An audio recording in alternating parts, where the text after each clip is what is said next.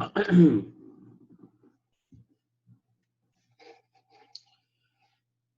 ji, let's start. Bismillahirrahmanirrahim.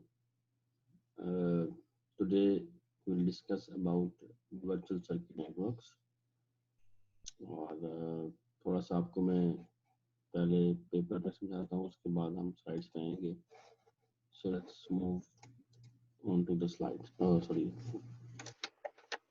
Paper. तो जो concept हमने उस दिन कोशिश की थी समझने की, थोड़ा सा टाइम लगा था, तो मैंने कहा था इसको इंशाल्लाह हम बाद में देखेंगे. तो आज हम शुरू करते हैं starting discussion about the virtual circuit. Virtual circuit क्या होते हैं? Okay. तो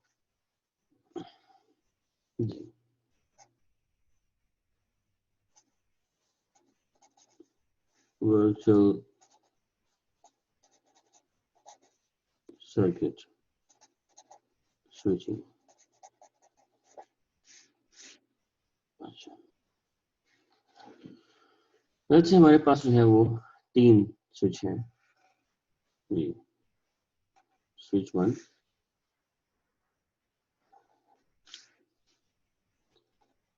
स्विच 2 एंड स्विच 3. स्विच 1 के साथ एक होस्ट ए कनेक्टेड है. स्विच 3 के साथ एक होस्ट बी कनेक्टेड है. 1 और 2 स्विच आपस में कनेक्टेड हैं. 2 और 3 भी आपस में कनेक्टेड है. इनके दरमियान में लिंक है. अच्छा, इसके पास और भी मतलब पोर्ट्स हैं, आउटपुट और भी लिंक्स हैं, लेकिन ये इसके थ्रू है. ये ऐसे और भी हैं. यहाँ भी और पॉसिबिलिटीज हैं. देखिए इधर. तो लेट्स से ये इधर पोर्ट नंबर 1 है और ये इधर 3 है, इधर 1 है. ठीक है जी. इधर 2 है. ये मैं वो नंबर ले रहा हूँ पोर्ट के जो कि हमारी स्लाइड्स में मौजूद है, ताकि हमें आसानी हो समझने में. ठीक है जी बात. तो मैं उसके लिहाज से कर रहा हूँ. तो इधर भी 2 है और ये पोर्ट नंबर 3 है. ये वो हैं जिनके थ्रू हम कनेक्टेड हैं. तो इसका अपना एक टेबल है. बेसिकली हर स्विच के पास एक टेबल है. तो लेट्स से जो मैं टेबल यहाँ बना रहा हूँ, ये टेबल जो है हमारे पास, ये टेबल है स्विच 1 का जी. ये टेबल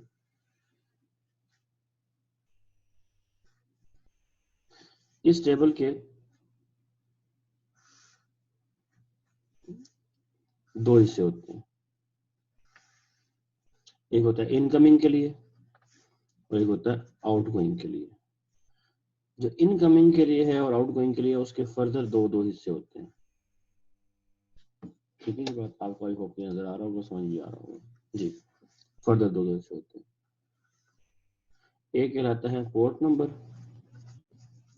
और एक कहलाता है VCI. एक कहलाता है पोर्ट नंबर और एक है VCI.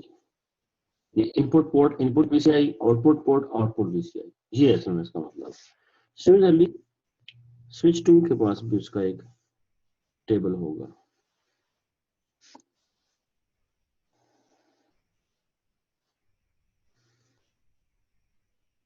ऐसे. तो ये भी ऐसे 2 हिस्सों में डिवाइड होगा और फिर ये फर्दर आगे 2 हिस्सों में डिवाइड हो जाएगा. तो ये इसकी सूरत हाल बनती है. इनकमिंग, आउटगोइंग, पोर्ट और यहाँ पर VCI, पोर्ट और VCI.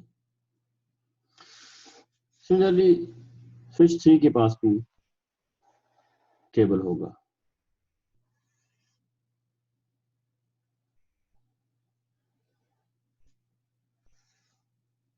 उसके भी 2 पार्ट होंगे, इन आउट, और वो फर्दर 2 हिस्सों में तकसीम होगा. जी, in out, port VCI, port VCI। अच्छा जी, ए जो है वो बी को डाटा भेजना चाहता है, जो ए नोड ए है वो बी को डाटा सेंड करना चाहता है। ये काम 3 फेजेस में होता है। सबसे पहले नंबर 1 जो फेज है उसे हम कहते हैं सेटअप फेज।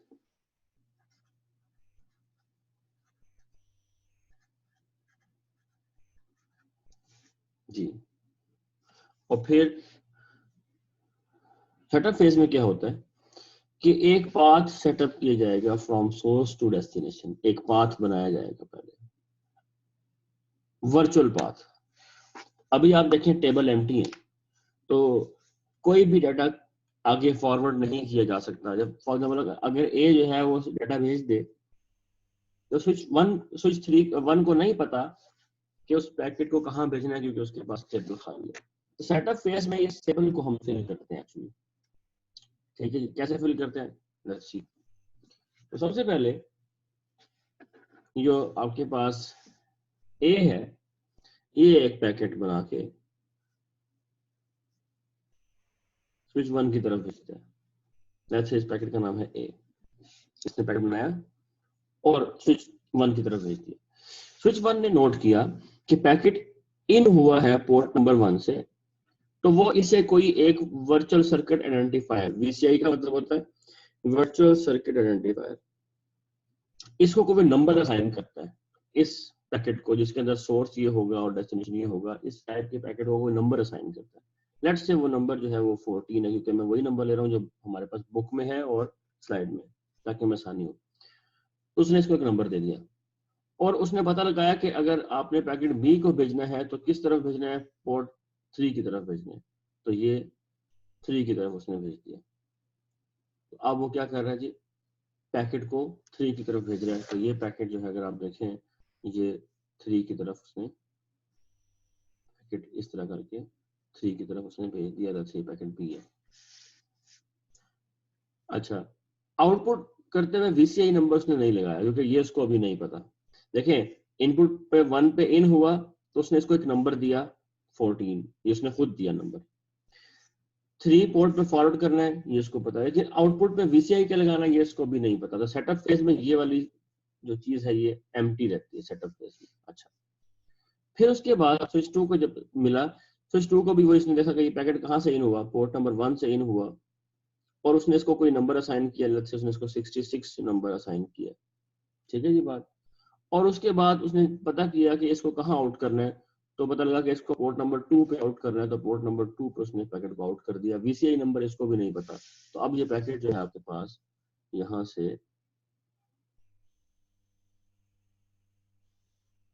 पैकेट C जो है वो इस तरफ जा रहा है, इस तरफ इसको आउट कर दिया गया, पैकेट इस तरफ जा रहा है। अच्छा, ओके। अब ये पैकेट इसको मिलते हैं, तो ये नोट करता है जी कि पैकेट इन हुआ पोर्ट नंबर 2 से, और इसको एक नया इसको VCI नंबर असाइन करता है। लेट्स से उसने 22 कह दिया, और पता लगाता है कि किधर पर फॉरवर्ड करना है, बी को फॉरवर्ड करना है, बी पोर्ट 3 की तरफ है। तो निकाल लो जी, इसको आउट करना है पोर्ट 3 की तरफ। और उसने यहाँ से एक पैकेट जो है वो ये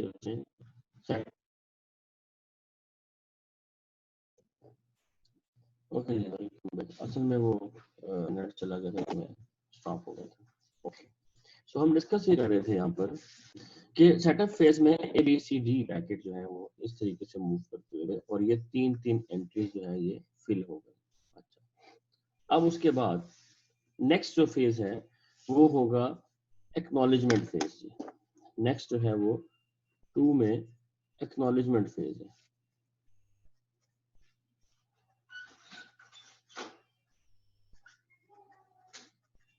एक्नॉलेजमेंट फेज, इस फेज में क्या होता है कि एक रिप्लाई का मैसेज, अच्छा बी को जो कहीं पैकेट रिसीव हुआ, तो बी अपने पास इसको एक नंबर देता है। वो कहता है कि let's say VCI is equals to 77। ये 77 उसने किसको नंबर दिया, ए से आने वाले ट्रैफिक को बी ने जो नंबर दिया वो 77, और ये बात वो एक रिप्लाई के मैसेज के अंदर 77 लिखकर स्विच 3 को बताता है कि जो पैकेट ए से आए आपने मुझे 77 लगा के उसके साथ भेजना है। इसका ये मतलब होता है, एक्नॉलेजमेंट भी है कि हाँ ठीक है मुझे ये पाथ एस्टेब्लिश करना मंजूर है, लेकिन जो पैकेट वहां से आएगा आपने उसके साथ 77 लगा के मुझे भेजना है, ताकि मुझे पता चल जाए कि वो पैकेट ए की तरफ से आ रहा है। सोर्स से जो पैकेट आएंगे उसको ये मुख्तलिफ नंबर असाइन करेगा, और उस नंबर से ही आइडेंटिफाई करेगा कि पैकेट किस तरफ से आ रहा है। ठीक है जी बात। इसका मतलब ये जब स्विच 3 को ये पैकेट मिला तो स्विच 3 को पता लग गया है कि जब उसने पैकेट पोर्ट 3 पे आउट करना है बी के लिए तो वीसीआई नंबर क्या लगाना है जी, 77 लगाना है। ये इसको इसने बताया। सिमिलरली स्विच 2 जो है वो अब इसको एक्नॉलेजमेंट भेजेगा, और उस एक्नॉलेजमेंट के अंदर ये उसको बताएगा कि जब आपने मुझे पैकेट भेजना है जो कि सोर्स ए से आ रहा होगा और बी पे जा रहा होगा, तो आपने क्या लगाना है उसमें वीसीआई नंबर 22, क्योंकि ये 22 उसने खुद चूज किया था ना, जिस तरह ये 77 इसने चूज किया, इसको बताया, इसने 22 चूज किया था वो इसने इसको बताया। अब वो यहाँ पे नोट कर लेगा स्विच नंबर 2 कि मैंने जब भी पैकेट जो सोर्स ए से आ रहा हो और बी पे जा रहा हो वो मैंने फॉरवर्ड करना है आगे स्विच 3 की तरफ, तो आउटपुट पे मैंने जो वीसीआई नंबर लगाना है वो 22 है। सिमिलरली ये स्विच 1 जो है ये भी रिप्लाई करेगा, और ये एक रिप्लाई का मैसेज जो भेजेगा उसमें ये ऐसे 66 लिखकर फॉरवर्ड करेगा टुवर्ड स्विच 1। ठीक है बात जी। तो ये हमारे पास स्विच 1 की तरफ से पैकेट जा रहा है, उसके अंदर 66 लिखा हुआ है जो उसने चूज किया था, इसको बता दिया। ये अपने पास उस टेबल में नोट कर लिया 66 कि जब मैंने पैकेट इस तरफ आउट करना है तो 66 लगा के भेजना है, क्योंकि जब तो ये बेसिकली आप देख रहे हैं हर एक सोर्स और डेस्टिनेशन पेयर के लिए डिफरेंट नंबर्स डिफरेंट स्विचेस के अंदर लिखे जा रहे हैं। अच्छा जी, अब ये तो हो गई। जब स्विच 1 को ये पैकेट मिला एक्नॉलेजमेंट का, अब स्विच 1 जो है वो एक्नॉलेजमेंट भेज रहा है ए को, तो एक रिप्लाई का मैसेज यही भेजेगा, ये इसको 14 लिखकर इसको भेज रहा है ए को, और ये 14 हुआ जो इसने चूज किया था, इसको बता रहा है। अब हो ये रहा है कि ये जो वीसीआई नंबर 14 है ये आपके पास यहाँ पर वीसीआई नंबर 14 जो है ये नोट कर लिया है आपके पास ए ने 14 को नोट कर लिया। यानी क्या मतलब कि जब भी वो पैकेट भेजेगा किसके लिए, बी के लिए, वो उसके साथ वीसीआई नंबर 14 लगाकर भेजेगा, जिससे स्विच को पता चल जाएगा कि ये पैकेट किस डेस्टिनेशन के लिए और किसको किस तरफ भेजना है। ठीक हो गई बात। तो बेसिकली एक्नॉलेजमेंट फेज में जो हमारे पास पैकेट्स गए हैं वो ये वाले हैं 4 पैकेट्स जी। एक जो ये पहला पैकेट था 77, फिर 22, फिर 66 और फिर ये 14। तो ये पैकेट्स हैं 4। ये वो पैकेट है जो कि ABCD तो उस तरफ सेटअप फेज में और एक्नॉलेजमेंट फेज में ये 4 पैकेट गए। और देखिए अब आपकी जो टेबल है वो उनकी एंट्रीज फुल हो चुकी हैं, अब ये रेडी हैं डेटा ट्रांसफर करने के लिए। तो अब फेज 3 के अंदर डेटा ट्रांसफर होता है, एक्चुअली डेटा ट्रांसफर, अब डेटा ट्रांसफर हो सकता है। तो बेसिकली वर्चुअल सर्किट स्विचिंग के अंदर पहले एक पाथ एस्टैब्लिश किया जाता है, ठीक है, फ्रॉम सोर्स टू डेस्टिनेशन, और उसके बाद उस पाथ को यूज करते हुए ट्रैफिक को फॉरवर्ड किया जाएगा। अब हम चलते हैं वापस अपने स्लाइड्स की तरफ और देखते हैं कि ये कैसे इस्तेमाल हो रही चीज। ठीक है जी, so now let's go back to the slides.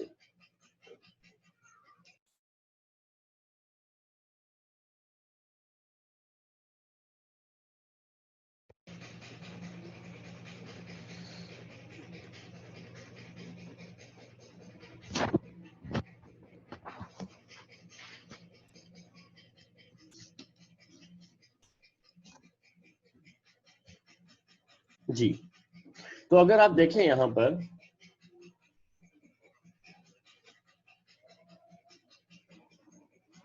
यहाँ पे जो आपको दिखाया गया ये वो सेटअप फेज है, इसमें आप देख सकते हैं वही पैकेट जो हमने ड्रॉ किए थे कि वो कैसे ट्रेवल कर रहे हैं फ्रॉम सोर्स टू डेस्टिनेशन। ठीक है जी बात। वो ABCD वाले आपने पैकेट देखे, और आप देखें कि B ने जो है उसको वो यहाँ पर उसको नंबर भी असाइन कर दिया, वो जो हमने देखा था 77 वाला जो नंबर था वो उसने उसको असाइन कर दिया। अच्छा, उसके बाद क्या हो रहा है, आगे चलते हैं। उसके बाद अगर आप देखें तो जी नेक्स्ट जो है हमारे पास वो ये एक्नॉलेजमेंट फेज है, के अंदर वो वापस वो नंबर्स भेज रहा है, और ये अब एंट्री फुल हो चुकी है। अब डाटा जाएगा। तो अब जब डाटा ए जो है जब डाटा भेज रहा है बी के लिए, तो वो साथ में 14 लगाकर भेज रहा है। तो अब ये चीज समझना आसान हो गई है कि ये 14 क्यों लगाया। इसलिए लगाया कि उसको पहले स्विच वन ने बताया था कि जब आप मुझे बी के लिए डाटा भेजेंगे तो 14 लगाएंगे। इस 14 का स्विच को क्या फायदा होगा कि जब ये रिसीव करेगा from port 1 with VCI number 1, तो उसकी वो टेबल में जब मैच करेगा तो ये मैच हो जाएगा, तो वो फौरन से उस पैकेट को आउट कर देगा पोर्ट नंबर 3 पे विद VCI नंबर 66। ये उसने पैकेट तैयार किया, आगे भेज दिया। फिर यहाँ पे जब ये पोर्ट 166 को तलाश किया जाएगा तो यहाँ मैच होगा, और वो उसको आउट करेगा पैकेट को port number 2 with VCI number 22। तो पोर्ट नंबर 2 पे आउट कर दिया, VCI नंबर चेंज। तो VCI नंबर देख रहे हैं आप, हॉप टू हॉप, जारी बात है क्योंकि हमने बात पहले पढ़ा हुआ है कि डाटा लिंक लेयर जो है वो हॉप टू हॉप होती है, और हर हॉप के ऊपर उसका हेडर चेंज होता है। तो बेसिकली ये हेडर के अंदर फील्ड है 14, 66, 22, ये चेंज हो रही है हॉप टू हॉप, और इसको हमने आज तफसील में देखना भी है। बहरहाल इस तरीके से ये 2 6 से 3 तक पहुंचा। यहाँ पे वो 2 पोर्ट नंबर 2 से इन हुआ, 22 का VCI नंबर है, आउट कहाँ करना है, पोर्ट नंबर 3 पे 77 VCI के साथ यहाँ किया। बी ने चूंकि देखा कि उसका VCI नंबर 77 है, तो बी को पता चल गया कि ये डाटा ए से आ रहा है और मेरे लिए है। ठीक है जी बात। तो इस तरीके से डाटा को ट्रांसफर किया जाता है between A and be in virtual circuit networks. तो बेसिकली होता ही है कि इस फॉरवर्डिंग टेबल की बेस पर वो डाटा के ट्रैफिक को अलग कर लेता है। 14 पोर्ट नंबर इन से अगर 14 के साथ इन हुआ, पोर्ट नंबर 1 से अगर 14 VCI के साथ आया है, तो वो 3 पोर्ट नंबर 3 पे आउट होगा और VCI नंबर 22 लगाया जाएगा। तो आप देख रहे हैं कि वो इस तरफ चला गया पैकेट। अगर आपका जो इनकमिंग पैकेट है उसके साथ 77 लगा हुआ हो, तो इसका मतलब ये है कि उसको आउट करना है पोर्ट नंबर 2 पे विद VCI नंबर 41। तो इधर फॉल्ट। तो आप देख रहे हैं ट्रैफिक को बहुत आसानी से ये स्विच जो है ये उनको सेपरेट करके मुख्तलिफ उनके जो रिक्वायर्ड पाथ है उसके ऊपर उनको वो रिले कर रहे हैं, उनके ऊपर उनको स्विच कर रहे हैं। तो बहुत आसानी के साथ अब इन VCI नंबर की बेस पे वो फॉरवर्डिंग कर सकता है।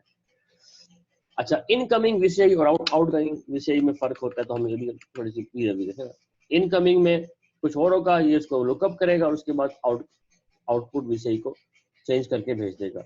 तो बेसिकली VCI क्या होता है, virtual circuit identifier. End to end एक पाथ बन चुका है बेसिकली अब, जो कि फिजिकली तो एग्जिस्ट नहीं करता बल्कि टेबल में एग्जिस्ट करता है। अच्छा, फिजिकली एग्जिस्ट ना करने का मतलब क्या है, सर्किट स्विचिंग के अंदर फिजिकली आप रिसोर्स एलोकेट करते थे, इसका नुकसान ये था कि वो शेयरिंग नहीं हो पाती थी, और जो लिंक था वो बिजी है या नहीं है वो रिजर्व रहता था, वो कोई और यूज नहीं कर पाएगा। वर्चुअल सर्किट में ऐसा नहीं है। वर्चुअल सर्किट में link is available to all. जब किसी के पास डाटा है वो रिक्वेस्ट करेगा, VCI के अंदर उसकी टेबल में देख के अकॉर्डिंग टू VCI उसको फॉरवर्ड किया जाएगा। और जिस टाइम वो लिंक देखे, फॉर एग्जांपल अगर आप यहाँ देखें, जब डाटा आया 14, जब यहाँ से डाटा आया तो उसने जब इस लिंक को यूज किया तभी वो लिंक उस डाटा को दिया गया। अदरवाइज जो ये लिंक है बिटवीन स्विच 1 एंड 2 ये कोई और यूज कर रहा होगा, और यहाँ 2 और 3 ये भी कोई और यूज कर रहा होगा। तो जो ये लिंक्स हैं ये फिजिकली डेडिकेटेड नहीं है, बल्कि ये वर्चुअली डेडिकेटेड है, वर्चुअली शेयर्ड है। और ये जो पाथ यहाँ बना हुआ है ये इन फॉरवर्डिंग टेबल में ये वर्चुअल पाथ है, फिजिकल पाथ नहीं है। मतलब ये पाथ आपने एक बार जब सेटअप कर लिया तो उसके बाद ये डेडिकेटेड नहीं है, ये शेयर्ड है, लेकिन path end to end available है, ये है। तो बेसिकली मिक्स हो गया ना, हाइब्रिड हो गया, ये पाथ है भी लेकिन फिजिकली नहीं है, और डेडिकेटेड नहीं है, शेयर्ड है। तो वो जो वर्चुअल सर्किट की जो खूबियां थी, इसने पैकेट जो आपके पास स्विचिंग थी और सर्किट स्विचिंग, उन दोनों की खूबियों को कंबाइन कर दिया वर्चुअल सर्किट स्विचिंग में। ठीक है, ये बात इस तरीके से काम करती है virtual circuit switching. So in virtual circuit switching, all packets belonging to the same source and destination travel the same path, but the packet may arrive at that destination with different delays if resource allocation is on demand. क्योंकि on demand है अब वो देखिए ना, यहाँ से packet आया और उसने इस तरफ जाना है, इस 77 वाले पैकेट ने इस तरफ जाना है, ये इस तरफ डाटा है, लेकिन इस तरफ लिंक अवेलेबल नहीं है, तो थोड़ा सा उसको वेट करना पड़ जाएगा। तो वेटिंग टाइम कम ज्यादा हो सकता है डिफरेंट पैकेट्स का। तो लेकिन चूंकि वो अब देखिए ना, एक्चुअली तो शेयर्ड है ना, इसलिए थोड़ा टाइम डिफरेंट हो सकता है, लेकिन अब पैकेट पहुंच जाएंगे सारे इस बेस पे। तो ये है।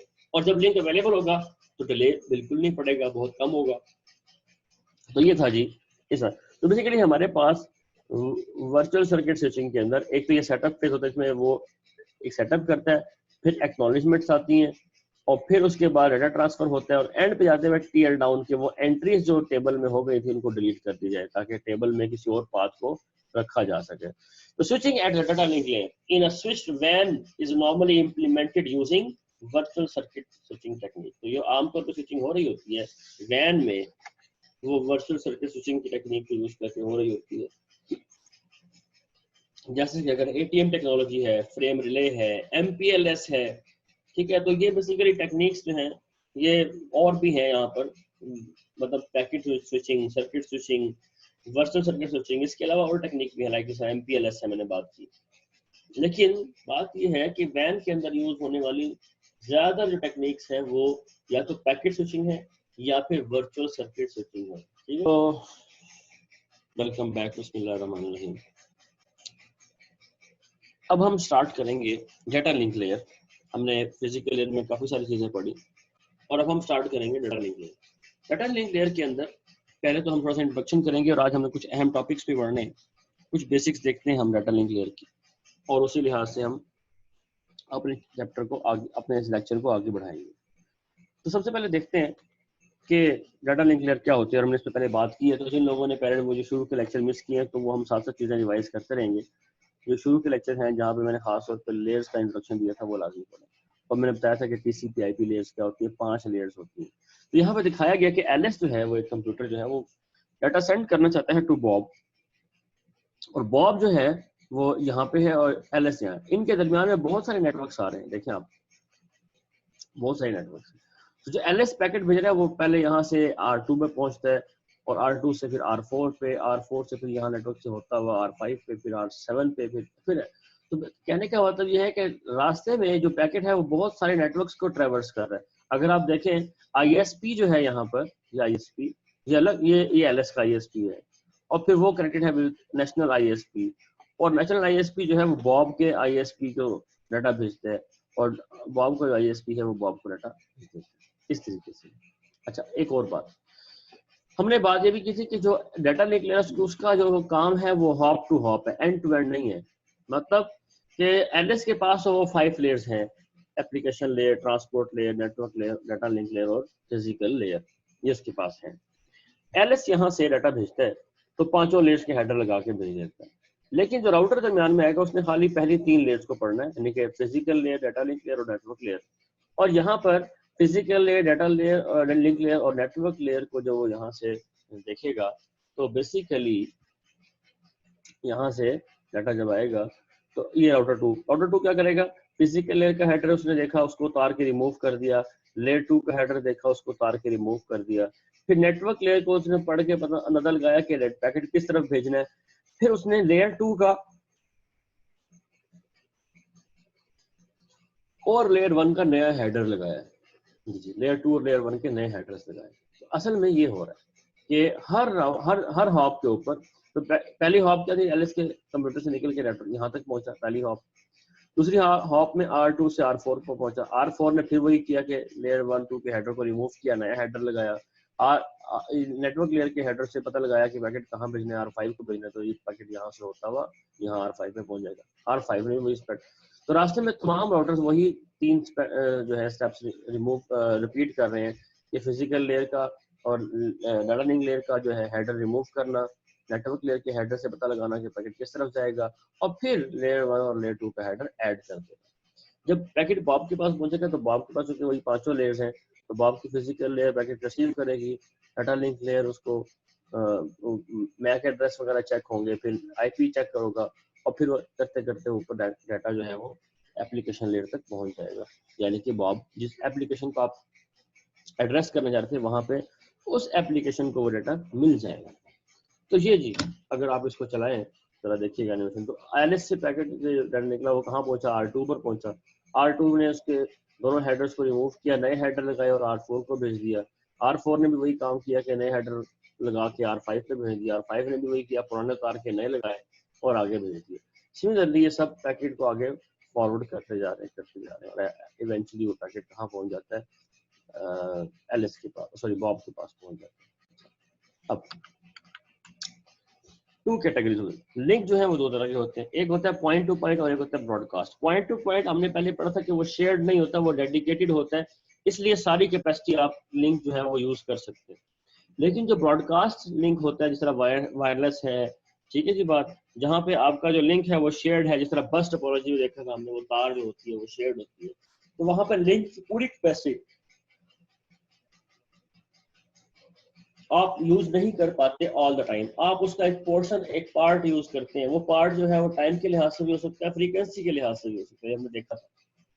यानी कि टाइम डिवीजन मल्टीप्लेक्सिंग भी हो सकती है और फ्रीक्वेंसी डिवीजन मल्टीप्लेक्सिंग भी हो सकती है, ये बात हमने देखी। तो कहने का मतलब ये है कि लिंक दो तरह के, इसी लिहाज से लिंक की वजह से डाटा लिंक लेयर जो है उसके भी दो हिस्से कर दिए गए। अगर तो आपके पास डेडिकेटेड लिंक है, जिस तरह नीचे बी में दिखाया गया, तो फिर तो आपको किसी मैक एड्रेस की media access control sub layer की जरूरत नहीं पड़ेगी, खाली हम डाटा को कंट्रोल करना है, जिसमें वीसीआई, वीपीआई, मैक एड्रेस और वो चीजें होंगी, सारी एरर करेक्शन एंड डिटेक्शन होगी।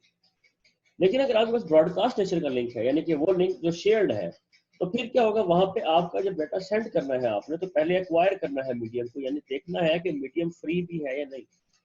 अगर मीडियम फ्री नहीं है तो आप एक्सेस हासिल करने के लिए मीडियम की, इसलिए इसका नाम रखा गया मीडिया एक्सेस कंट्रोल। यहाँ पे आपने प्रोटोकॉल्स बनाए होंगे जिसके तहत आप मीडियम पहले एक्सेस करेंगे, यानी मीडिया एक्वायर करेंगे। जब आपको मीडिया मिल जाएगा, यानी कि मीडियम आपको लिंक मिल गया, फिर आप डाटा सेंड करेंगे, डाटा ट्रांसफर करेंगे, और वहां पे उस वक्त जो है वो आपकी डाटा लिंक कंट्रोल सब ले है वो यूज होगी। तो पॉइंट टू पॉइंट लिंक में तो जरूरत ही नहीं पड़ेगी आपको मीडिया एक्सेस, क्योंकि media is available all the time, क्योंकि वो शेयर्ड नहीं है, डेडिकेटेड है, तो वो आपके लिए है हर वक्त, इसलिए वहां पर तो ये जरूरत नहीं है। जहाँ पे वो डेडिकेटेड नहीं है, शेयर्ड है, चाहे मल्टीकास्ट में चाहे ब्रॉडकास्ट में, दोनों सूरतों में वो बेसिकली आपको मीडिया एक्सेस करना पड़ेगा पहले। अच्छा, ये एग्जांपल समझते हैं और इससे कुछ सवाल भी इससे हम रेज करेंगे। लेट्स से जो हमारे पास यहाँ पर एलएस जो है डाटा भेज सकती है बॉब को, एलएस ने बॉब को डाटा भेजना, एलएस जो है उसका, अच्छा देखें, एन जो है वो आईपी एड्रेस है और एल जो है वो लिंक लेयर एड्रेस है, यानी कि मैक एड्रेस। एलएस के पास दोनों एड्रेस, एलएस का जो अपना आईपी एड्रेस है वो है N1 और एलएस का जो मैक एड्रेस है वो L1 है, और एलएस का जो आईपी एड्रेस है वो N1। बॉब का जो आईपी एड्रेस है वो N8 है और उसका मैक एड्रेस L8 है। ठीक है ये बात, सिमिलरली यहाँ पे आगे होती है। अब हो ये रहा है कि एलएस जो है वो डाटा भेजती है बॉब को, तो कहती है कि डाटा ये है, ये भेजना है। N1 N8 सोर्स N1 है, डेस्टिनेशन N8 है, यानी कि एलएस जो है वो बॉब को डाटा भेज रही है। ये तो हो गया नेटवर्क लेयर का हेडर, यानी कि लेयर 3 का हेडर। लेयर 2 के हेडर में क्या है,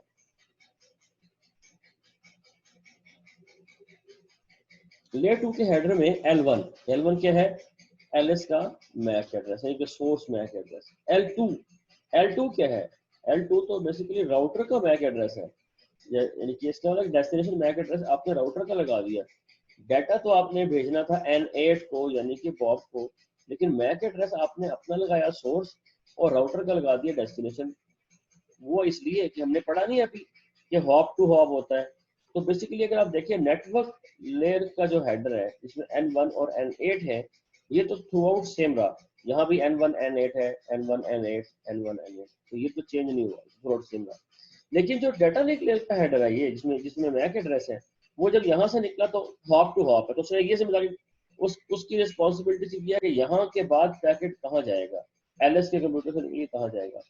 एलएस के कंप्यूटर से निकलकर पैकेट ने जाना है राउटर 1 के पास, तो इसलिए उसने सोर्स मैक एड्रेस अपना लगाया L1 और डेस्टिनेशन मैक एड्रेस किसका लगाया L2 यहाँ पे, तो पैकेट यहाँ से निकल के यहाँ पे पहुंचा। राउटर ने फिर चेक किया कि उसका आईपी एड्रेस क्या है, पैकेट से जाना किधर है, पता लगा कि उसने N8 की तरफ जाना है। अब N8 के बारे में इसके पास राउटिंग टेबल होगा, वो चेक करेगा कि N8 किस तरफ है, N8 इस तरफ है या इस तरफ है, तो उसको अंदाजा हो जाएगा टेबल देख के कि N8 किस तरफ है, तो वो बेसिकली ये पैकेट इस तरफ फॉरवर्ड कर देगा डाटा N1 N8। लेकिन अब की बार वो सोर्स मैक अपना लगा रहा है, देखें L4, और डेस्टिनेशन मैक किसका लगाएगा L5, तो L4 L5 जा रहा है पैकेट। हॉप टू हॉप है ना, पहली हॉप ये थी, अगली हॉप ये हो गई, अब पैकेट यहाँ आ गया। अब ये चेक कर रहा है राउटिंग टेबल में कि N8 किस तरफ है, इस तरफ है, इस तरफ है, पता लगा N8 इस तरफ है, तो उसने बेसिकली ये पैकेट इस तरफ भेज दिया। ये पैकेट देखें आप, फ्रेम इस तरफ भेज दिया।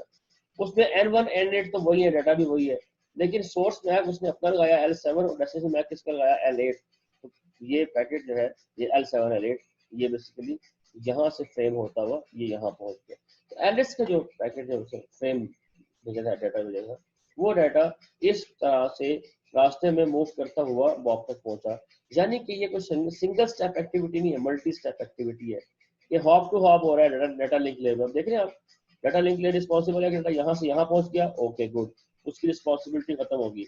फिर नेटवर्क लेयर को कंसल्ट किया गया और फिर यहाँ से यहाँ तक डाटा पहुंचाने की जिम्मेदारी दोबारा फिर दी गई किसको, नेटवर्क लेयर को, फिर यहाँ पहुंच गया। फिर नेटवर्क लेयर को कंसल्ट किया गया, उसने चेक किया कि आईपी एड्रेस क्या है, और उसके बाद फिर यहाँ डाटा को यहाँ पहुंचाया गया लेयर 2 के हेडर लगा के, साथ में नहीं लगा। तो आप देख रहे हैं कि हर तरफ तो राउट बेसिकली ये जो एलएस है, ये वो जो उसको डाटा मिलता है उसको इनकैप्सुलेट करता है, एक दफा हेडर लगा के भेजता है। तो इसने तो एक दफा हेडर लगा दिए, तो इसका काम है हेडर लगाना, इसका काम है हेडर उतारना। हेडर लगाने को हम कहते हैं इनकैप्सुलेशन, और हेडर्स को उतारने को हम कहते हैं डीकैप्सुलेशन। ठीक है, यानी कि डाटा के साथ जब आप हेडर लगाते चले जाते हैं, देखें ना N1 N8 और ये L1 L2 ये लगाया, तो ये एक हेडर है, ये दूसरा हेडर है। तो जब हेडर लगाते चले जा रहे हैं डाटा के साथ, तो ये हम कर रहे हैं डाटा को इनकैप्सुलेट कर रहे हैं। जब वही आप रिमूव कर देंगे हेडर्स, तो सिर्फ डाटा बचेगा, तो वो किस तरह बचेगा, इनकैप्सुलेट का उल्ट, डीकैप्सुलेट, डी इनकैप्सुलेशन यानी कि डीकैप्सुलेट कहते हैं, वो करती। तो इनकैप्सुलेशन हो रही है, डीकैप्सुलेशन। तो एलिस तो इनकैप्सुलेशन कर रहा है और बॉब डीकैप्सुलेशन कर रहा है, लेकिन राउटर जो दरमियान में आ रहे हैं वो दोनों काम करता है। वो इनकैप्सुलेट पैकेट आता है, उसको पहले वो डीकैप्सुलेट करता है, पता लगाता है कहाँ भेजना है, उसके बाद नया पैकेट बना के फिर इनकैप्सुलेशन करता है, यहाँ भेजता है। तो राउटर दरमियान में आने वाले जो राउटर होते हैं वो दोनों काम कर रहे होते हैं, इनकैप्सुलेशन भी और डीकैप्सुलेशन, दोनों काम कर रहे होते हैं। आगे चलते हैं। अब इस डायग्राम से मुतल्लिका कुछ सवाल है जो हम इसे इसका आंसर देंगे। पहला सवाल, if the IP address of a router does not appear in any datagram sent from the source to a destination, why do we need to assign IP address to a router? वो ये कहता है कि जब हमने जो IP address है ये N2 N3 N4 जो राउटर के हैं, ये जब हमने देखे ना, हमने तो N1 N8 लगा दिए थ्रू आउट वही रहे, ये हमने रास्ते में कहीं यूज ही नहीं किए N2 N3 N4 N6 N5 और N7, ये हमने कहीं यूज ही नहीं किया, तो फिर ये क्यों दिए आपने, राउटर को इतने सारे आईपी क्यों चाहिए होते हैं, ये सवाल था। जब आप यूज ही नहीं कर रहे, इसका जवाब ये है, इस एग्जांपल में नहीं कर रहे, लेकिन ऐसा हो सकता है कि एक राउटर पैकेट भेजे, खुद जनरेट करे, उसमें सोर्स कौन होगा, राउटर खुद होगा, और डेस्टिनेशन राउटर भी हो सकता है और कोई भी कंप्यूटर भी हो सकता है। तो कहने का मतलब जब राउटर खुद डाटा भेज रहा होगा या रिसीव कर रहा होगा, तो वहां पर उसको खुद मैक एड्रेस की और खुद उसको आईपी एड्रेस की भी जरूरत पड़ेगी। इस एग्जांपल हम देखेंगे अभी।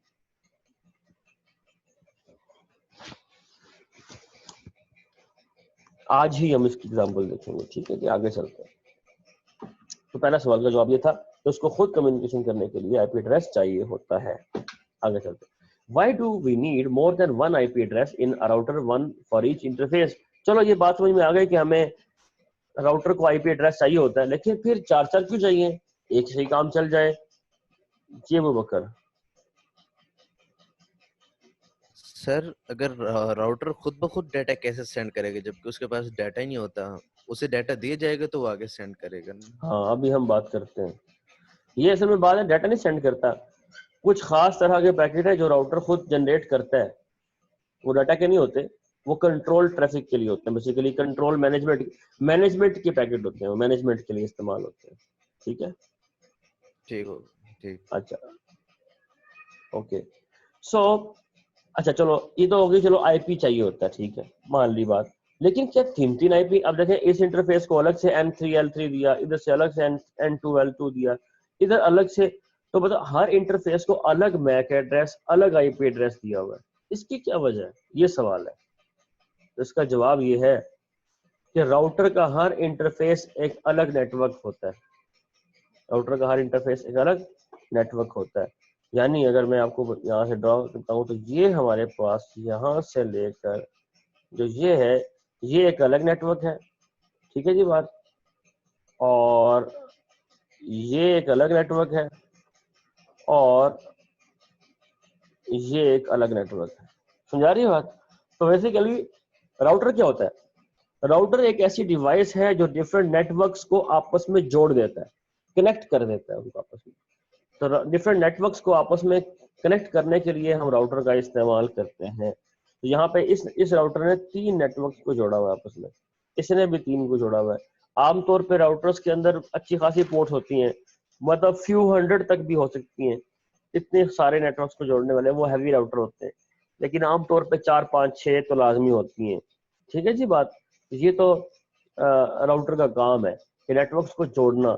अच्छा, इस तरफ जो आईपी एड्रेसेस है उनकी स्कीम अलग है, इस तरफ आईपी एड्रेसेस की स्कीम अलग है, और इस तरफ आईपी एड्रेसेस की स्कीम अलग है।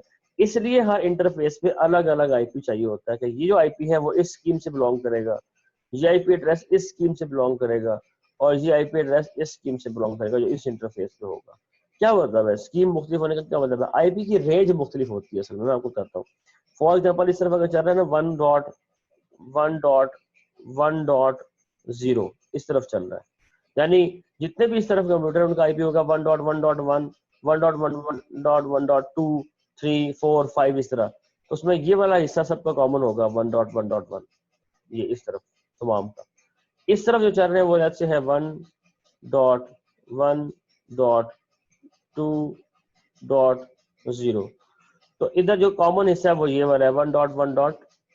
तो आप देख रहे हैं मुख्तलिफ है ना, ये इधर 2 इधर। इस तरफ लेट से है 8.4.6.0। तो इधर और स्कीम है, इधर ये वाला हिस्सा कॉमन होगा, उधर बाकी सारा सेम होगा। तो 8.4.6.1, 8.4.6.2, 8.4.6.3 इस तरह के आईपी एड्रेस की रेंज यहाँ। तो जो ये इस इंटरफेस का आईपी होगा N4, वो इस रेंज में से कोई आईपी एड्रेस होगा। N3 इस रेंज में से कोई आईपी एड्रेस होगा। N2 इस रेंज में से कोई आईपी एड्रेस होगा। इसका मतलब ये होगा कि राउटर का हर इंटरफेस, जो मैंने पहले कहा था, एक अलग नेटवर्क का हिस्सा होता है, यानी एक अलग ही नेटवर्क होता है। तो ये एक अलग ही नेटवर्क है, ये एक अलग ही नेटवर्क है। इस तरफ आईपी की स्कीम कुछ और है, इस तरफ कुछ और है, इस तरफ कुछ और है। समझ आ गई बात जी? आगे चलते हैं। ये उस सवाल का जवाब था कि बेसिकली कि अगर आपके पास आईपी एड्रेस देना ही है तो एक से क्यों नहीं काम चला लेते। असल बात उसकी ये थी कि राउटर का हर इंटरफेस एक अलग नेटवर्क होता है, उसका काम नेटवर्क्स को जोड़ना भी है, इसलिए हर इंटरफेस का सेम आईपी नहीं हो सकता।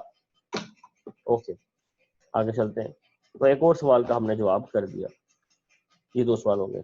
Third question, how are the source and packet destination IP addresses in a packet determined. एक पैकेट के अंदर ये आपने ऐसा लिखा होता है सोर्स आईपी एड्रेस और डेस्टिनेशन आईपी एड्रेस, ये कहाँ से पता चलते हैं? N1 और N8। अब हर कंप्यूटर को अपना आईपी एड्रेस तो पता होता है, इसलिए N1 तो पता होगा एलएस को।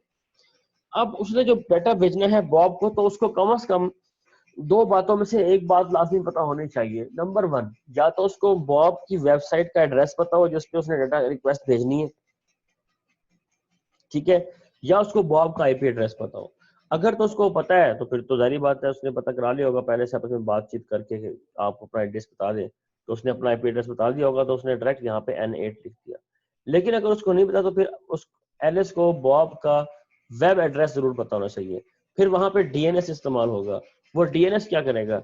डीएनएस जो है वो बॉब का जो आईपी एड्रेस है वो ढूंढ के लाएगा नेट पे जाके क्यूरी करके। तो बेसिकली डीएनएस यहाँ पे इस्तेमाल होता है कि अगर आपको किसी का आईपी एड्रेस नहीं पता लेकिन उसका आपको यूआरएल पता है, तो उस यूआरएल के अगेंस्ट जो आईपी एड्रेस है वो लेके आना।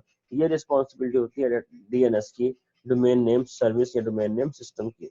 लेकिन आईपी एड्रेस का पता होना जरूरी है। वो 2 ही तरीके होते हैं, या तो आपको वैसे ही पता है आपने कम्युनिकेट, देखें ना आप वो है, आपने किसी को लेटर सेंड करना है तो आपको उसका डेस्टिनेशन एड्रेस पता होना चाहिए ना कि कहाँ भेजना है। अगर नहीं पता तो आप पहले पता कराते हैं, खत बाद में लिखते हैं। कैसे पता कराएंगे? आप पहले लिखते हैं, क्या लिखते हैं जी आप लिखते हैं कि यार मुझे अपना एड्रेस दो, दोस्त से पूछ लेते हैं, वो दोस्त बता देते हैं। समहाउ आप पहले पता कराते हैं। तो यहाँ भी एलएस जो है वो किसी भी तरीके से, या तो टेलीफोनिकली उससे पूछ के, या किसी भी तरीके से ईमेल के जरिए से, व्हाटएवर, उसको आईपी एड्रेस पूछेगा। वो जब बता देगा तो फिर कम्युनिकेशन हो पाएगी। अगर उसने आईपी एड्रेस ना दिया तो कम से कम उसका काम बनता है कि वो उसको अपना वेब एड्रेस जरूर दे, लिंक जरूर दे, यूआरएल जरूर दे, ताकि उस यूआरएल को यूज करते हुए फिर डीएनएस की हेल्प से हम आईपी एड्रेस ऑब्टेन कर लें। तो ये ही 2 तरीके हैं जिसकी वजह से आप आईपी एड्रेस को ऑब्टेन कर सकते हैं, लेकिन आईपी एड्रेस लाजमी चाहिए कम्युनिकेशन के लिए। हाउ आर द, ये हो गई, how are the source and destination link layer address determine for each link. हाँ, सवाल नंबर 4, ठीक है। N1 N8 का पता लगा लिया। L1 किसका मैक एड्रेस है? इसका। L2 किसका मैक एड्रेस है? राउटर का। अच्छा, अहम बात यहाँ पे ये भी है कि डाटा हम भेज रहे थे इसको, लेकिन मैक एड्रेस किसका लगाया? इसका। क्यों? वो मैंने बात की थी ना, हॉप टू हॉप है बेसिकली। डाटा का काम है यहाँ से यहाँ भेजना, फिर आगे भेजना, फिर आगे भेजना। अच्छा, अब लेकिन बात है कि एलएस अभी नया कंप्यूटर ला के मैंने लगाया है, उसे क्या पता कि राउटर का मैक एड्रेस क्या है? उसको नहीं पता होगा। आईपी एड्रेस तो उसको शायद पता हो, लेकिन मैक एड्रेस उसको नहीं पता होगा बिल्कुल ही। तो फिजिकल एड्रेस होता है, हार्डवेयर का एड्रेस होता है, ये तो उसको नहीं पता होगा। अब कौन बताता है ये वाला? तो अपना तो पता ही होता है उसको, वो इंटरफेस से पता लगा लेता है कि मेरा मैक एड्रेस क्या है। लेकिन किसी और कंप्यूटर का मैक एड्रेस, जिसका आपको आईपी एड्रेस पता है, उसका मैक एड्रेस पता कराना हो, तो इसके लिए एक प्रोटोकॉल हम इस्तेमाल करते हैं जिसको कहते हैं आर्प प्रोटोकॉल। ये आज के हमारे टॉपिक का हिस्सा है कि आर्प प्रोटोकॉल इस्तेमाल किया जाता है, जो कि पता कराता है कि मैक एड्रेस क्या है। तो ये आर्प प्रोटोकॉल इस्तेमाल करते हैं। इसका इस सवाल का जवाब हम शॉर्टली देखेंगे। आखिरी सवाल, what is the size of the link layer address? अगर वो मैक एड्रेस है तो 6 बाइट का होगा, वरना जो टेक्नोलॉजी है उसके लिहाज से लिंक लेयर का एड्रेस होगा। और उसकी जो फॉर एग्जाम्पल वीसीआई है, जिस तरह अब वीसीआई जो है ये लेयर 2 का कोई एड्रेस है ना बेसिकली, तो लेयर 2 का जो लिंक लेयर का एड्रेस है, अब इसका साइज क्या है तो मुझे पता तो नहीं है एग्जैक्टली, लेकिन मेरे ख्याल से 2 to 3 बाइट तो होगा उसका भी। तो मैक एड्रेस 6 बाइट का है, तो वो भी उसको कोई ना कोई साइज तो होगा। तो वो बेसिकली इनके साइज जो है प्रोटोकॉल डिपेंड। अब हम आगे चलते हैं। टाइप ऑफ एड्रेसेस 3 होते हैं, यूनिकास्ट, मल्टीकास्ट, ब्रॉडकास्ट। ये हमने तीनों टाइप देखी थी, इसकी लैब भी हमने की थी, और वहां से अगर आपको याद हो एड्रेसिंग वाली, कि यूनिकास्ट मतलब जिसमें आप पैकेट किसी एक डेस्टिनेशन को भेजते हैं, मल्टीकास्ट एक से ज्यादा को, और ब्रॉडकास्ट सबको। अब जी गुलाम मुर्तजा, साइज वाला दोबारा बताएं, क्वेश्चन नंबर 5। अच्छा, साइज का ये है कि what is the size of the link layer address. देखिए, हमने पढ़ा था कि जो मैक एड्रेस है, ये हमने पूरी लैब की थी, लैब नंबर 2, कि मैक एड्रेस का साइज होता है 6 बाइट। तो basically size of link layer address जो है वो पता कराने का तो बहुत आसान है कि वो पता, अगर ये प्रोटोकॉल डिपेंडेंट चीज है कि जो आपका प्रोटोकॉल या जो आपकी टेक्नोलॉजी इस्तेमाल हो रही है उसके मुताबिक इसका साइज होगा, यानी मुख्तलिफ टेक्नोलॉजीज में मुख्तलिफ होगा। अगर आप ईथरनेट यूज कर रहे हैं जहाँ पे मैक एड्रेस होता है, तो फिर लिंक लेयर का एड्रेस जो है वो 6 बाइट का होता है। लेकिन अगर आप ये यूज कर रहे हैं, वर्चुअल सर्किट स्विचिंग यूज कर रहे हैं, एमपीएलएस यूज कर रहे हैं, या कोई और टेक्निक यूज कर रहे हैं, तो वहां पे फिर उसका साइज वो उस टेक्नोलॉजी पे डिपेंड करते हैं। और ये हर टेक्नोलॉजी का मुख्तलिफ साइज होता है, इसलिए कोई फिक्स साइज नहीं है जो हम पहले से पता लगा लें। तो ये तो बेसिकली हॉप टू हॉप ही पता चलेगा कि आगे टेक्नोलॉजी कौन सी है, तो उसके मुताबिक साइज होगा। अच्छा, तो अब हम चलते हैं आगे। एड्रेस रेजोल्यूशन प्रोटोकॉल पे हम थे, और वो क्या कहता है जी, ये आर्प। आपका काम क्या है? मैक एड्रेस ढूंढ के लाना। अच्छा जी, एग्जांपल से समझते हैं। सपोज कि सिस्टम ए जो है सिस्टम बी से कम्युनिकेट करना चाह रहा है, उसके पास सिस्टम ए के पास क्या इंफॉर्मेशन है? N1 L1, जो उसका अपना आईपी एड्रेस, अपना मैक एड्रेस, और उसको सिस्टम बी का भी N2 पता होगा, उसका भी आईपी एड्रेस पता होगा, लेकिन उसका L2 जो है उसको नहीं पता। तो वो एक रिक्वेस्ट भेजता है, looking for link layer address of a node with IP address N2, यानी मुझे उस नोड का मैक एड्रेस चाहिए जिसका आईपी एड्रेस क्या है N2 है, और ये रिक्वेस्ट वो ब्रॉडकास्ट कर देता है, यानी नेटवर्क में तमाम कंप्यूटर्स को, तमाम सिस्टम्स को वो रिक्वेस्ट पहुंच जाती है, ब्रॉडकास्ट होगी। तो आपकी रिक्वेस्ट जो है वो ब्रॉडकास्ट होती है। अच्छा, ब्रॉडकास्ट होती है तो अब ये उसको एंटरटेन क्यों नहीं करेगा, वो चेक करेगा कि इसने बेसिकली जो डेस्टिनेशन आईपी एड्रेस लिखा है वो N2 का लिखा है, तो ये N4 है, ये उसको डिस्कार्ड कर देगा, ये भी डिस्कार्ड कर देगा। लेकिन ये देखेगा कि हाँ N2 तो मेरा ही आईपी एड्रेस है, तो मुझसे पूछ रहा है, तो यही रिप्लाई करेगा।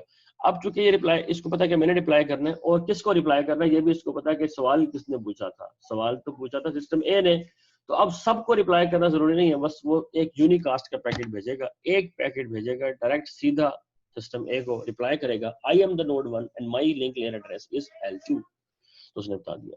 अच्छा, जब इसने ब्रॉडकास्ट किया था तो रिक्वेस्ट के पैकेट के अंदर इसने अपना सोर्स, अपना जो है ना आईपी एड्रेस और अपना मैक एड्रेस लिख के भेजा था।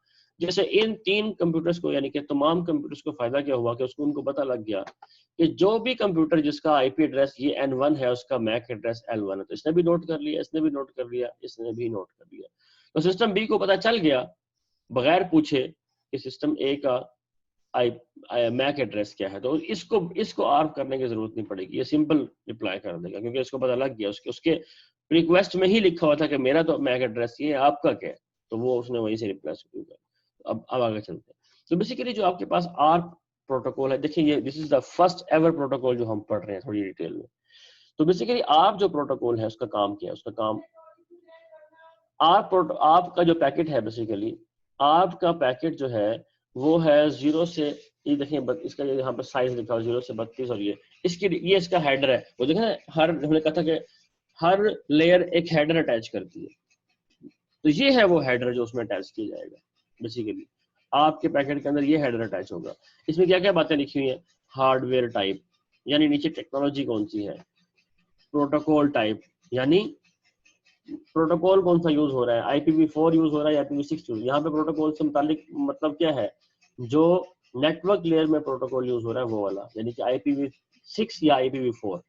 अच्छा, हार्डवेयर लेंथ यानी हार्डवेयर का जो एड्रेस है उसकी लेंथ कितनी है, वो टेक्नोलॉजी पे डिपेंड करता है, सारी बात है। अगर मैक एड्रेस हो तो यहाँ पे 6 लिखा होगा। प्रोटोकॉल लेंथ यानी प्रोटोकॉल, अगर यहाँ पे प्रोटोकॉल की टाइप IPv4 है तो यहाँ पर लेंथ किसकी आएगी, IPv4 के एड्रेस की लेंथ आएगी, ये इसका मतलब है। और अगर यहाँ पे IPv6 लिखा हुआ है, यहाँ पर IPv6 की टाइप IPv6 है, तो यहाँ पे प्रोटोकॉल की लेंथ क्या आएगी, IPv6 की ही लेंथ आएगी। रिक्वेस्ट के लिए यहाँ पे 1 लिखा होगा, रिप्लाई के लिए यहाँ 2 लिखा होगा। और ये source hardware address, source protocol मतलब IP address, destination hardware address जो कि पता नहीं है तो एम्प्टी होगा रिक्वेस्ट में, डेस्टिनेशन प्रोटोकॉल एड्रेस यानी कि डेस्टिनेशन का आईपी एड्रेस। अब इसकी भी एग्जांपल देखते हैं कि कैसे काम करता है, ये देखेंगे अगले example 9.4। A host with IP address N1 and MAC address L1 has a packet to send to another host with IP address N2 and physical layer address L2 which is unknown to the first host, जिसको नहीं पता, तो वो कैसे करेगा जी, figure 9.9 की मदद से हम इसको समझते हैं। तो ये है जी, ये सिस्टम ए सिस्टम बी को डाटा भेजना चाहता है। N1 L1 इसका अपना एड्रेस है, N2 इसका एड्रेस है, L2 इसका मैक एड्रेस है जो कि नॉट नोन बाय ए है। तो ये आप रिक्वेस्ट करेगा, जो रिक्वेस्ट का पैकेट ये बनाएगा उसके अंदर क्या होगा जी, ये 0001 का मतलब क्या है, ईथरनेट, यानी कि यहाँ पर जो नीचे टेक्नोलॉजी है वो इथरनेट है और मैक एड्रेस यूज होगा। तो यहाँ पे बेसिकली टेक्नोलॉजी के नंबर है मुख्तलिफ, हर टेक्नोलॉजी का अपना नंबर होता है, तो वो नेट से सर्च किया जा सकता है कि किस टेक्नोलॉजी के क्या नंबर है, ठीक है जी बात। तो ये यहाँ पे बेसिकली इथरनेट के लिए 1 लगा हुआ है। IPv4 एड्रेस के लिए यहाँ पे क्या लिखा होता है 000800, ये IPv4 के लिए। तो फिर अगर मैक एड्रेस है तो फिर 6 बाइट का मैक एड्रेस हो गया और 4 बाइट का क्या हो गया आपके पास आईपी एड्रेस हो गया। तो ये तो मैंने बताया हमें, इसलिए यहाँ पे 6 और 4 लिखा हुआ है। तो ये आपका बेसिकली लिंक लेयर के एड्रेस का साइज है और ये नेटवर्क लेयर के एड्रेस का साइज है। ये देखें 0x001, तो हमने पढ़ा था ना कि हम रिक्वेस्ट में 1 लिखते हैं और रिप्लाई में 2 लिखते हैं, तो इसलिए हमने यहाँ पे 1 लिख दिया। तो ये तो वो है कि ये रिक्वेस्ट है। अपना source MAC, source IP address, destination MAC, destination IP address. अब डेस्टिनेशन मैक तो पता नहीं है तो इसलिए ऑल 0 कर दिया और ये पैकेट इनकैप्सुलेट करके ए की तरफ से जा रहा है टू ऑल, एम का मतलब क्या है, ब्रॉडकास्ट हो रहा है टू ऑल, तो फ्रॉम ए टू ऑल ये ब्रॉडकास्ट कर दिया जाएगा नेटवर्क में। ये बी को मिलेगा, बी इसका रिप्लाई करेगा, रिप्लाई का मैसेज कैसे होगा, रिप्लाई के मैसेज में ये लिखा होगा जी, यहाँ देखिए ये लिखा होगा क्या, ये बाकी ऊपर की सारी चीजें तो सेम ही होंगी ना, सिर्फ यहाँ फर्क आएगा। तो ये रिप्लाई का मैसेज है तो यहाँ पे 2 लिखा हुआ है। L2 क्या है, इसका अपना मैक एड्रेस, N2 क्या है, इसका अपना आईपी एड्रेस, L1 इसका मैक एड्रेस, N1 है, सॉरी 2 नहीं है, N1 इसका आईपी एड्रेस। अब देखिए ना, B को पहले ही बताया कि बेसिकली जो N1 है इसका सिस्टम ए, उसका मैक एड्रेस L1 है, तो उसको पूछना नहीं पड़ा क्योंकि जो पैकेट आया था उसमें लिखा हुआ था कि इसका एड्रेस L1, ये वजह से इसको मिला और यहाँ से पहुंच गया। तो फ्रॉम B टू A, ये B से A की तरफ यूनिकास्ट हो रहा है, तो रिप्लाई का मैसेज जो है वो यूनिकास्ट होता है और रिक्वेस्ट का मैसेज जो है वो ब्रॉडकास्ट होता है। इस तरीके से चलता है। अब एक ये एग्जांपल लेते हैं, वन लास्ट एग्जांपल, फिर हमारा लेक्चर खत्म हो जाएगा। तो लेट्स से ये हमारे पास एक सिनेरियो है कि एलिस और बॉब कम्युनिकेट करना चाहते हैं ओवर द लिंक, जो पॉइंट टू पॉइंट लिंक है। तो किस तरह स्टेप्स होते हैं, तो आपके पास सबसे पहले स्टेप में एलिस जो है, एलिस का कंप्यूटर क्या कर रहा है, एलिस का कंप्यूटर ये स्टेप्स कर रहा है सारे, क्या कर रहा है जी, एक तो उसके पास डाटा है कुछ सेंड करने के लिए, तो वो नेटवर्क लेयर को मिल गया, नेटवर्क लेयर को बता दिया गया कि सोर्स आईपी एड्रेस NA है यानी कि एलिस का आईपी एड्रेस, और डेस्टिनेशन आईपी एड्रेस जो है वो NB है यानी कि बॉब का आईपी एड्रेस। तो ये NA NB, NA इसका आईपी एड्रेस, NB इसका, ये आपने भेजना है। जो नेटवर्क लेयर है एलिस के कंप्यूटर में, वो पहले अपना एक राउटिंग टेबल देखती है। देखिए हर डिवाइस के पास अपना एक राउटिंग टेबल होता है जिससे वो पता लगाता है कि अगर पैकेट मैंने इस डेस्टिनेशन के पास भेजना है तो मेरी नेक्स्ट हॉप क्या होनी चाहिए, मुझे नेक्स्ट पैकेट कहाँ भेजना है।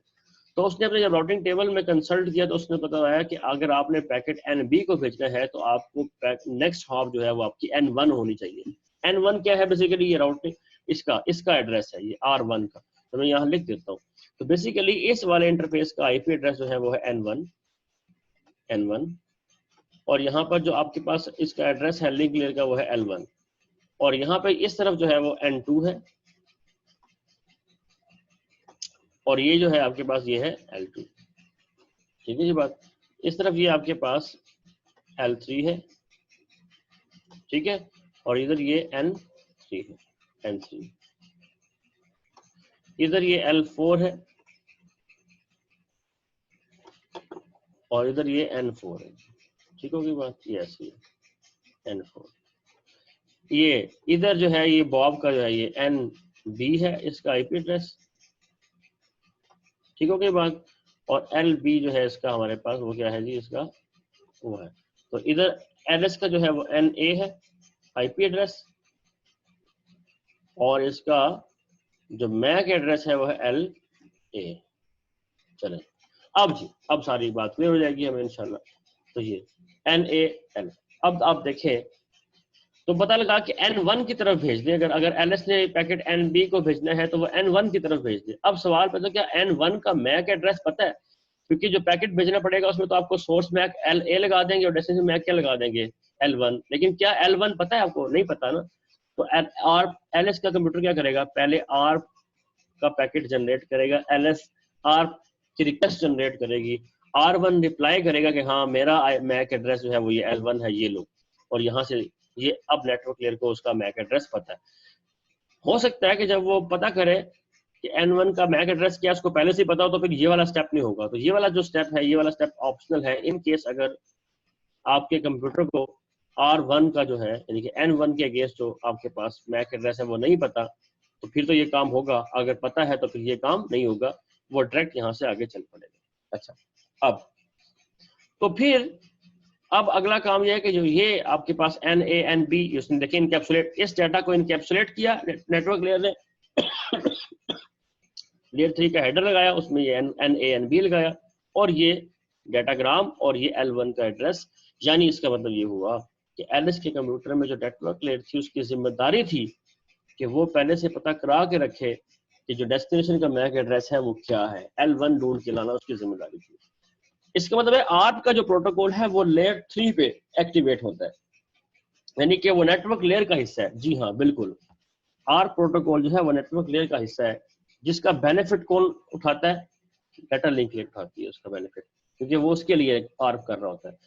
नेटवर्क लेयर क्या करती है बेसिकली, पहले से उसको वो आईपी एड्रेस के अगेंस्ट मैक एड्रेस ढूंढ के ला देती है। अब डाटा लिंक लेयर ने क्या किया, इस पूरे पैकेट को इनकैप्सुलेट किया, सोर्स मैक अपना लगाया, डेस्टिनेशन मैक वो लगाया जो कि नेटवर्क लेयर ने बताया था वो लगा दिया, और उसको फिजिकल लेयर के हवाले किया, और अब ये सिग्नल की फॉर्म में, वेव फॉर्म की शक्ल में R1 की तरफ चल पड़ा पैकेट, यानी कि यहाँ से निकल के यहाँ चल पड़ा। अब नेक्स्ट हॉप, इसके बाद नेक्स्ट हॉप क्या है, नेक्स्ट ये है, ये देखें ये नेक्स्ट है। तो नेक्स्ट में अब R1 पे क्या एक्टिविटी हो रही है, R1 में ये पैकेट जो है ये LS की तरफ से रिसीव हुआ फिजिकल लेयर में, उसमें चेक किया कि हाँ सोर्स LA था और डेस्टिनेशन L1 था, चूंकि पैकेट ये इसका डेस्टिनेशन L1 है तो ये हाँ पैकेट चूंकि मुझे इस तरफ से रिसीव हुआ और ये पैकेट मेरे लिए ही है तो वो उसको रिसीव कर लेगा, और L1 और LA को रिमूव करके ये पैकेट जो है अंदर NA NB और डाटा जो है ये वाला डाटाग्राम, इसको वो ऊपर नेटवर्क लेयर के हवाले कर देगा। नेटवर्क लेयर ने वही काम करना है, सिंपल राउटिंग टेबल कंसल्ट करना है कि अगर मैंने डाटा NB की तरफ भेजना है तो नेक्स्ट हॉप क्या होनी चाहिए, टेबल से पता लगा कि N3 की तरफ भेज दो, इसकी तरफ भेज दो N3 की तरफ।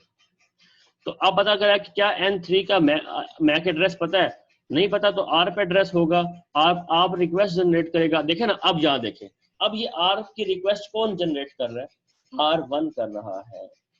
यहाँ पे किसने की थी, एलिस ने की थी। तो अब देखें जब R1 ये रिक्वेस्ट जनरेट कर रहा है इसकी ARP की, तो वो सोर्स आईपी एड्रेस किसका लगाएगा, अपना लगाएगा L2, सोर्स मैक किसका लगाएगा, अपना लगाएगा, सॉरी ये N2 और L2, और डेस्टिनेशन किसका लगाएगा N3, और L3 उसको नहीं पता, वो पूछ रहा है, पूछने के बाद जब मिल जाएगा तो वो उस L3 को अपने पास सेव कर लेगा और आगे भेज देगा। कहने का मतलब ये है इस तरीके से राउटर भी पैकेट जनरेट करता है। अच्छा, अगर राउटर को पहले ही पता था कि जो बेसिकली ये आगे N3 है इसके अगेंस्ट ये वाला मैक एड्रेस है, तो वो ये काम नहीं करेगा, बिल्कुल ये एलिस भी नहीं करेगा। बेसिकली ये जो स्टेप है ये ऑप्शनल है, कि बेसिकली ये काम होना या नहीं होना ये डिपेंड करता है कि उसको मैक एड्रेस पता है कि नहीं पता, इस पे पता है। अच्छा जी, अब देखें ना, पहले पैकेट के लिए नहीं पता होगा, लेकिन जो नेक्स्ट पैकेट आएगा उसमें पहले से ये बात मालूम है, तो फिर ये वाला स्टेप नहीं होगा, वो डायरेक्ट कहेगा जी हाँ ये L3 है और ये डाटा ये लो।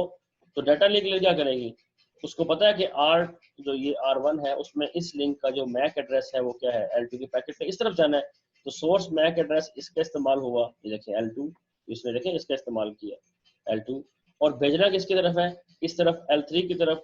L3 डेस्टिनेशन हो गया जो कि पता लगाया था नेटवर्क लेयर ने और उसको बता दिया था। तो डाटा लिंक लेयर ने अपना मैक एड्रेस और जिसकी तरफ भेजना है वो वाला, और जो जिस पैकेट को भेजना है वो पैकेट इनकैप्सुलेट करके एक फ्रेम बना दिया और वो फिजिकल लेयर को दिया, वो R2 की तरफ चल पड़ा। अब R2 पे आ जाते हैं, राउटर 2। राउटर 2 क्या कर रहा है, बिल्कुल वैसे ही पैकेट रिसीव करता है और चेक करता है कि हाँ क्या इसमें मेरा मैक एड्रेस है, हाँ जी L3 तो मेरा ही मैक एड्रेस, पैकेट मेरे लिए है। इन दोनों हेडर्स को रिमूव करता है, इस हेडर को रिमूव करता है और इस डाटाग्राम को ऊपर नेटवर्क लेयर के हवाले करता है। नेटवर्क लेयर ने वही काम करना है कि राउटिंग टेबल को कंसल्ट करना, पूछना है कि अगर पैकेट NB की तरफ भेजना हो, NB यानी कि बॉब का है, तो क्या करें। तो उसको मैं सुना कि अगर आपने पैकेट NB की तरफ भेजना है तो बेसिकली उसकी नेक्स्ट हॉप NB ही है क्योंकि वो उसके साथ ही अटैच्ड है, तो डायरेक्ट NB की तरफ भेज दो। सवाल पैदा होता है कि क्या NB का मैक एड्रेस पता है, अगर पता है तो ठीक है, नहीं पता तो पता करा लेंगे ARP एड्रेस, ARP प्रोटोकॉल से, ARP रिक्वेस्ट से पता चल गया। अब पता है हमें कि बेसिकली LB जो है वो बॉब का मैक एड्रेस है, उसने यही पैकेट जो है यहाँ से NANB और ये डाटाग्राम है ये, और LB डाटा लिंक लेयर के हवाले किया। डाटा लिंक लेयर में चूंकि वो इस लिंक पे आउट होना है तो यहाँ पे सोर्स मैक कौन सा इस्तेमाल होगा, L4 इस्तेमाल होगा, L4। अब वो इसको इनकैप्सुलेट करके इस फॉर्म में ला रहा है और इस फॉर्म में ला के फिजिकल लेयर में कन्वर्ट करके आगे भेज रहा है। सिमिलरली अब आगे चल के बॉब के पास पैकेट आएगा और बॉब जो है वो उस पैकेट को चेक करेगा कि हाँ अब डेस्टिनेशन मैक एड्रेस जो है वो LB है और वो तो मेरा ही है, तो वो पैकेट को इसको रिमूव करेगा और चेक करेगा कि डेस्टिनेशन मैक IP एड्रेस क्या है, वो तो मेरा ही है, तो पैकेट मेरे लिए है। तो फर्दर वो नेटवर्क लेयर से ऊपर इस डाटा को भेज के एप्लीकेशन लेयर तक भेज देगा और पैकेट इस तरीके से एंड टू एंड पहुंच जाएगा। तो ये थी जर्नी, ओवरऑल पैकेट की जर्नी किस तरह होती है from source destination in a network, और कैसे नेटवर्क लेयर का देखें हेडर नहीं बदल रहा लेकिन उसकी बेस पे फॉरवर्डिंग हो रही है, और डाटा लिंक लेयर का हेडर जो है वो रास्ते में हर हॉप के ऊपर तब्दील हो रहा है, तब्दील हो रहा है, तब्दील हो रहा है। ठीक है जी बात। तो ये था जी हमारा आज का मेन टॉपिक। और आप प्रोटोकॉल जो है वो नेटवर्क लेयर का पार्ट है, जो कि हम तो ये हमारे ये बॉब इस तरीके से कम्युनिकेट करता है। और उसके बाद जी ये लास्ट स्लाइड है, ये बता रही है कि बेसिकली जो आर्क प्रोटोकॉल है वो नेटवर्क लेयर का पार्ट है। इसका मकसद क्या होता है कि आईपी एड्रेस के अगेंस्ट नेटवर्क लेयर का एड्रेस ढूंढ के लाना और वो नेटवर्क लेयर को यानी कि सॉरी लिंक लेयर जो है उसको नीचे डाटा लिंक लेयर को प्रोवाइड करना। तो ये इसका मकसद है। तो आज के लिए इतना ही था जी। एनी क्वेश्चन जी, कोई सवाल प्लीज रेज योर हैंड।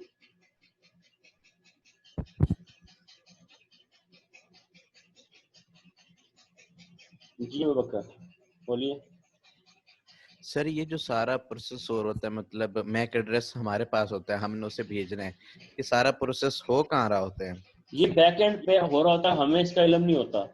अगर हम इसकी लैब में प्रैक्टिस करेंगे कि जब हम पैकेट अगर हम कैप्चर करें तो बिहाइंड द सीन हमें सारे आर्क के पैकेट इसी सीक्वेंस में नजर आएंगे कि रिक्वेस्ट जा रहा है, रिप्लाई आ रहा है, ब्रॉडकास्ट हो रही है। तो ये तो पैकेट कैप्चर करने से पता चलता है कि ये काम हो रहा होता है बैक एंड पे। एक लेमैन को फ्रंट जो एंड पे ये चीज सामने नहीं आती, ये कंप्यूटर बैक एंड पे कर रहे होते हैं सारा काम। आपकी नेटवर्क की जो लेयर है वो ये सारे काम कर रही होती है बैक एंड पे।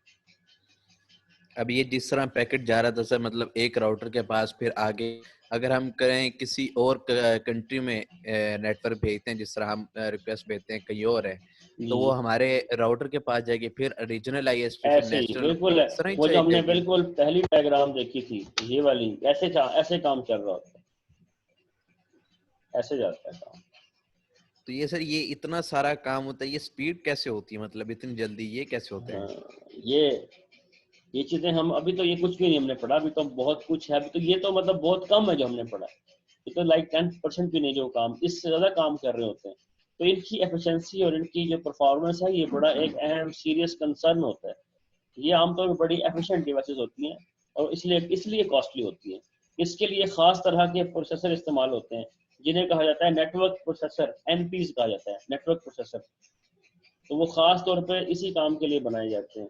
ये बड़े एफिशिएंट होते हैं, इनकी स्पीड काफी बेहतर होती है आमतौर पर जी। बस ठीक, थैंक हाँ, यू। ये तो अभी कॉम्प्लेक्सिटी हमने ऐड ही नहीं की, ये तो कुछ भी कॉम्प्लेक्सिटी नहीं है, तो बहुत ट्रिवियल चीज है। ठीक हो गया। चले ओके।